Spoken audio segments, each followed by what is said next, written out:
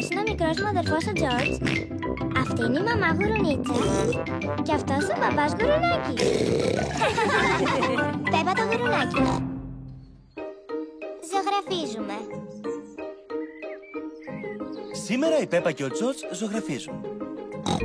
Θα πρέπει να στρώσουμε παλιές εφημερίδες πάνω στο τραπέζι. Ναι. Ο μπαμπάς διαβάζει την εφημερίδα του. Θα σας δώσω την εφημερίδα μου όταν θα την έχω διαβάσει, παιδιά. Ορίστε. Ζήτω! Τώρα μπορούμε να ζωγραφίσουμε. Χαζούλη, Τζορτζ. Τα μεγάλα παιδιά δεν βουτάνε τα χέρια μέσα στην μπογιά. Ο Τζορτζ λατρεύει να ζωγραφίζει με τα χέρια.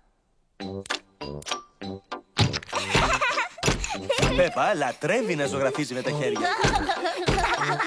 Πολύ ωραία. Μου δίνεις μια πατάτα, μαμά Γουρουνίτσα? Μα είναι άψητες, μπαμπά Γουρουνάκι. Πεινάσκαλε, μπαμπά. Δεν σκοπεύω να τη φάω. Προσέξτε. Μα τι κάνει ο μπαμπάς Γουρουνάκης? Τώρα ποιος θα μου πει τι είναι αυτό? Λουλούδι. Μπράβο, μπαμπά. Τρελαινόμουν για τη ζωγραφική όταν ήμουν μικρός. Πού έχω βάλει τα είδη ζωγραφικής μου? Μπαμπά, γιατί φοράς αυτό το αστείο καπέλο? Αυτός είναι ο μπερές μου. Μου φτιάχνει το κέφι όταν ζωγραφίζω πίνακες. Λοιπόν, τι λέτε να ζωγραφίσω? Υπέροχη επιλογή, Τζορτζ. Θα ζωγραφίσω τη γέρικη κερασιά μας. Τι είναι αυτό, μπαμπά? Λέγεται καβαλέτο, Πέπα. Στηρίζει τον καμβά. Τι είναι ο καμβάς? Μοιάζει κάπως με το χαρτί, αλλά είναι για τις κανονικές ζωγραφιές.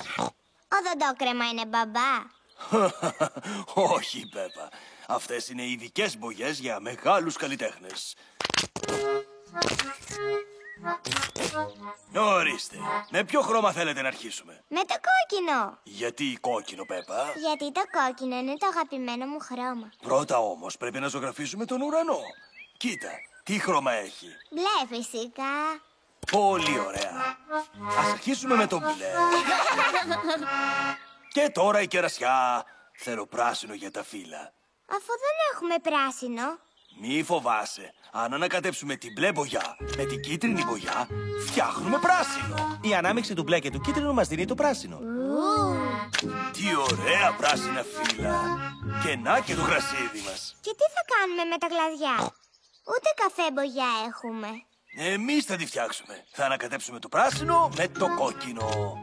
Η ανάμειξη του πράσινου και του κόκκινου μας δίνει το καφέ.